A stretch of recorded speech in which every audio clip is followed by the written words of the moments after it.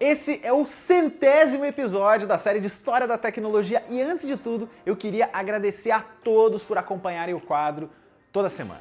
A nossa equipe trabalha muito para entregar o melhor possível e a gente fica muito feliz com o retorno que vocês dão aqui nos comentários.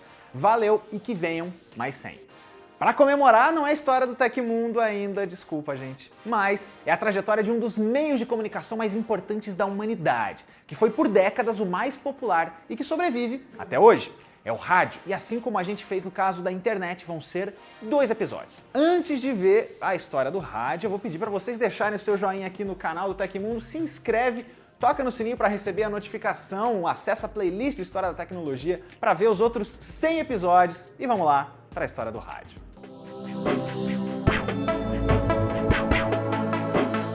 O rádio foi o primeiro grande meio de comunicação de altas distâncias e velocidade que a gente teve. Ele juntava famílias ao seu redor, servia como fonte de entretenimento e informação e foi essencial no meio militar. Mas é importante, antes de saber a história, entender de forma básica como é que ele funciona. Basicamente, o rádio usa ondas eletromagnéticas para enviar a partir de uma antena um sinal que é amplificado em forma de impulsos elétricos. Esses impulsos contêm informação, que é uma fala que pode ser gravada por microfone, uma música ou só ruídos mesmo. E eles serão lidos por um receptor, que é o aparelho de rádio, que a gente só chama de rádio mesmo. Os alto-falantes do dispositivo emitem o som, que é o sinal convertido em vibrações. Hoje, com a transmissão digital, a gente pode substituir a antena por satélites, com o aparelho convertendo os dados da mesma forma, mas basicamente é assim que ele funciona. Em 1888, o alemão Heinrich Hertz faz a primeira grande contribuição prática para essa tecnologia. Ele prova a existência e o funcionamento das ondas eletromagnéticas e batizou a unidade de medida da frequência dessas ondas, o Hertz, símbolo Hz. Anos antes, o cientista James Maxwell teorizou isso, mas agora veio a confirmação.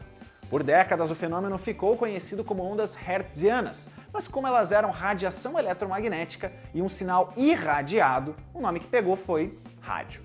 E o primeiro uso pensado não foi ouvir música, mas sim permitir a comunicação entre 2 pontos da forma mais eficiente que o mais usado na época, que era o telégrafo. O método de comunicação na telegrafia era rápida, mas dependia de fios e não usava vozes, mas sim o código Morse.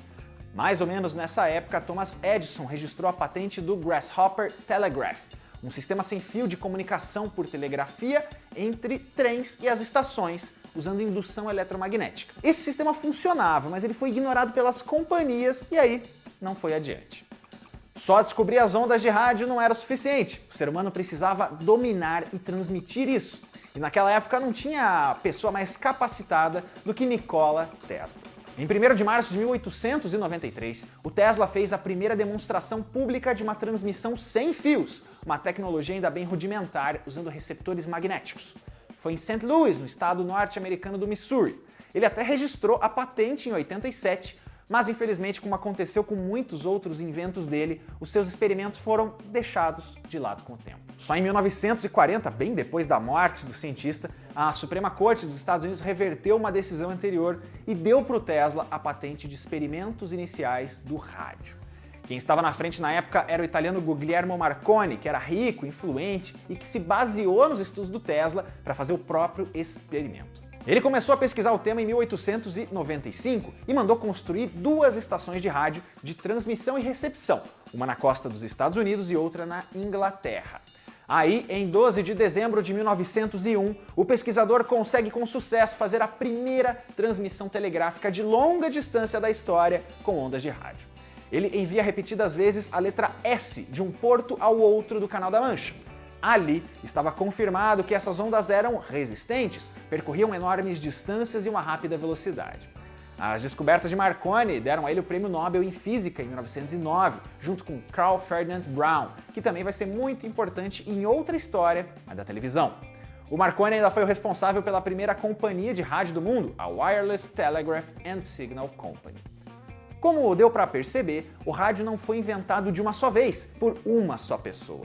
Uma série de experimentos muito parecidos foram realizados ao redor do mundo, com alguns sendo mais oficializados do que outros, seja por fama ou por patentes.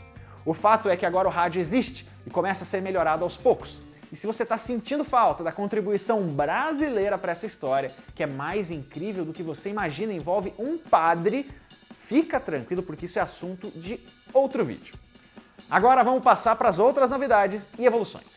Em 1897, Oliver Lodge inventa o circuito elétrico sintonizado. Essa é a ideia de transmitir mensagens ao sintonizar os equipamentos em uma determinada frequência. Os navios começam então a instalar rádios para se comunicar uns com os outros. Em 1906, Lee De Forest cria a válvula tríodo, ou de 3 elementos. Essa peça esquenta bastante para funcionar e foi usada por décadas em rádios, TVs, até computadores, e é essencial para funcionamento. Aqui no caso, amplificando as ondas e produzindo som em volume suficiente para enviar e ser reproduzido. O Lee também fez uma das primeiras transmissões de música nesse período e manteve no ar um dos primeiros programas fixos, que tinha até boletins da eleição presidencial dos Estados Unidos, vencida por Woodrow Wilson. O Titanic afunda em 1912 e centenas de pessoas sobrevivem graças ao rádio, já que o navio transmitia um sinal de socorro e foi atendido por uma embarcação próxima, que conseguiu iniciar um resgate. Vendo a importância desse meio de comunicação, os Estados Unidos publicam uma das primeiras leis sobre rádio nesse mesmo ano, exigindo regulamentação das estações. Em 1916, o rádio vira equipamento essencial no campo de batalha durante a Primeira Guerra Mundial. Tropas se comunicavam usando o equipamento e informações saíam dos frontes para as cidades. Isso aumentou também a fabricação de receptores de rádio por empresas como a norte-americana Westinghouse, que instalou uma grande antena para tocar músicas na cidade e começou também a vender os rádios para o uso doméstico. No início da década nasce ainda a RCA, Radio Corporation of America, uma gigante que começou como uma subsidiária da General Electric. Ela dominou a indústria de rádio no Ocidente como fabricante de receptores, detentora de patentes da empresa de Marconi e criadora da primeira rede de rádios, a NBC. Nesse período, Walter Cronkite e Edward Murrow se tornam os primeiros radiojornalistas, especializados em passar e também a comentar notícias. Começa então a era de ouro do rádio lá fora, com a popularização de transmissões em radiodifusão e a profissionalização das emissoras, não só as cientistas que gostavam da tecnologia. Em 1920, nasce a primeira emissora comercial de rádio do mundo, a norte-americana KDKA em Pittsburgh. Ela foi uma das primeiras a transmitir anúncios publicitários, avisos locais, esportes e uma orquestra ao vivo. Em 21 eram 4 emissoras no ar nos Estados Unidos. No fim de 22, o país já tinha 382 emissoras em funcionamento. Os programas da época eram bem variados. As emissoras tinham jornais, mas também horas dedicadas para música e também entretenimento. Os programas de ficção eram seriados dos mais diversos gêneros, desde histórias de mistério até ficção científica e aventura. Personagens famosos que não nasceram aí, mas estouraram incluem Flash Gordon, Abbott e Costello, Dick Tracy e muito mais. E olha, eu nem preciso dizer que na música, um artista estourar no rádio era muito mais importante do que lançar discos, porque a propaganda das estações atraía o público para os shows e para as lojas. Elvis Presley talvez seja um dos maiores exemplos disso, primeiro no rádio, depois na TV.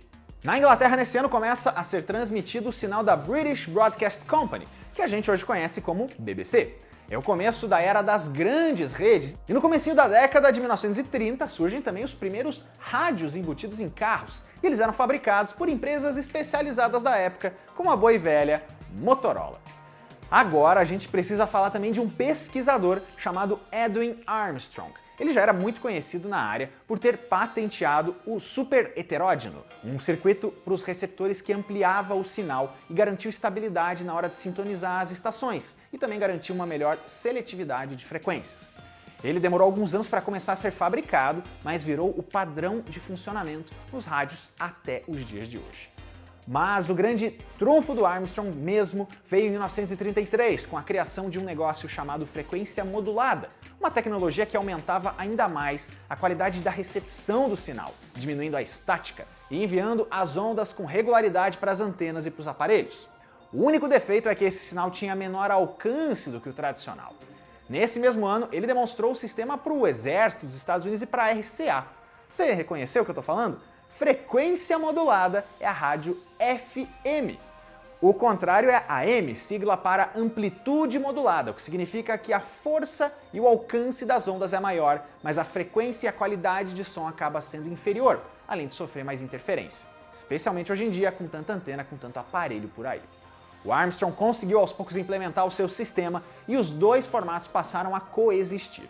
O FM foi mais usado para fins profissionais e também para reprodução de músicas, enquanto o AM era para rádios mais simples focadas na voz ou até amadoras. A primeira rádio FM da história é de 1939 e em 42 a General Electric passa a produzir aparelhos FM. Mas vamos voltar um pouquinho para um evento curioso do dia 30 de outubro de 1938. O jovem Orson Welles resolveu adaptar o livro Guerra dos Mundos de H.G. Wells, sem parentesco, para um formato de rádio-jornal, como se fosse tudo verdade. Ele falou no começo da transmissão que tudo não passava ali de uma ficção, mas muita gente perdeu o começo, não prestou atenção e achou realmente que a estação estava transmitindo uma invasão alienígena. O que se falou por muito tempo é que a Guerra dos Mundos causou pânico no país, teve gente pensando em suicídio para não encarar os ETs e tudo mais, mas hoje em dia a gente sabe que, na verdade, a transmissão não foi tão apocalíptica assim. Ela atingiu sim cerca de 1 milhão de pessoas, mas o negócio ganhou status de lenda com o tempo. Pelo menos, a lição de manipulação e do poder do rádio é boa e ainda vale. No período da Segunda Guerra Mundial, o rádio se estabelece como principal veículo de informação, como fonte de notícias de declarações de guerra, resultados de batalha, depois rendições, junto com os cinejornais. Em 1946, surgem os gravadores de fita magnética, o que dá muita agilidade para o rádio e também qualidade nas gravações. Outra revolução em toda a tecnologia vem em novembro de 1947, com os lendários pesquisadores da Bell Labs. Eles criaram o transistor, aquele componente pequenininho que fazia amplificação de sinal e que poderia liberar ou interromper corrente elétrica de uma forma que era muito mais eficiente, muito mais compacta do que as válvulas, os tubos de vácuo que a gente estava usando até agora no rádio. Aí começa também a portabilidade, com os rádios sendo levados para tudo quanto é lugar e as pessoas carregando o seu aparelho por aí. O primeiro rádio a bateria comercializado com transistores foi o Regency TR-1, de 1954. A sua maior concorrente virou a japonesa Sony, que aprendeu com o modelo de negócios norte-americano e lançou o TR-55, primeiro rádio transistorizado do Japão e primeiro com esse novo nome da empresa. Ela foi uma das primeiras aqui do quadro de História da Tecnologia, confere ele aqui depois, mas não nota a diferença que agora tá bem melhor. Na década de 1950, o rádio começa a focar ainda mais em música e em programações de manhã e de tarde, já que a TV começa a ascensão no período da noite, com entretenimento e jornalismo. As rádios FM começam a fazer mais sucesso e gêneros como rock and roll vão dominando as paradas de sucesso. Mas nem todos os lugares eram assim. No Reino Unido, por exemplo, a BBC não tocava músicas de pop nem de rock, e rádios piratas instaladas em navios transmitiam álbuns de paradas de sucesso de forma ilegal, mas com audiência arrasadora. A partir daí, as grandes revoluções do rádio começam então a ficar mais espaçadas, porque o meio se acomoda ali no cotidiano das pessoas e começa a ser trocado por muita gente. Mas isso não significa que os avanços pararam.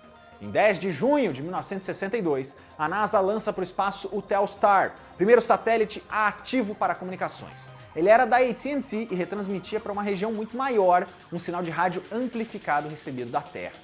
Ele foi essencial também para outras histórias, como a da televisão e também do telefone.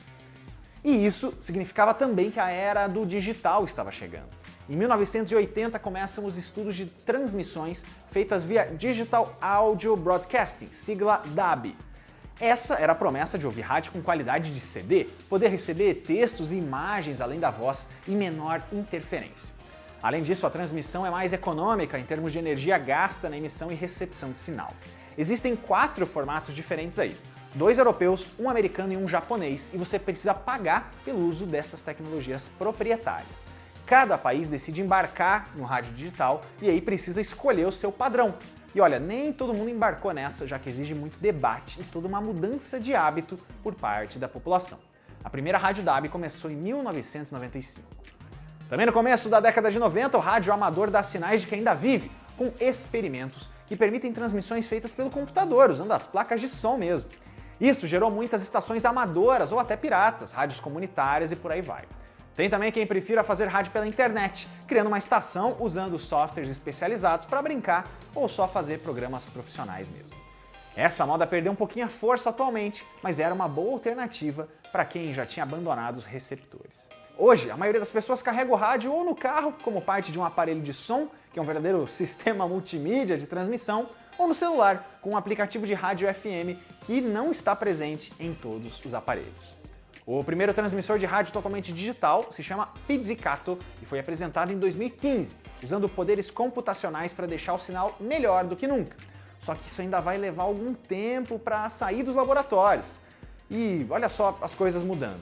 Em 2017, a Noruega anunciou que será o primeiro país a acabar com a transmissão FM, adotando de vez um dos padrões DAB. Outros países europeus devem seguir a mesma estratégia. Fora tudo que eu falei, a tecnologia do rádio teve várias outras aplicações. Ela foi usada para descobertas em aquecimento, radar, meteorologia, medicina e mais, sem contar a internet via rádio, que foi popular aqui também no país.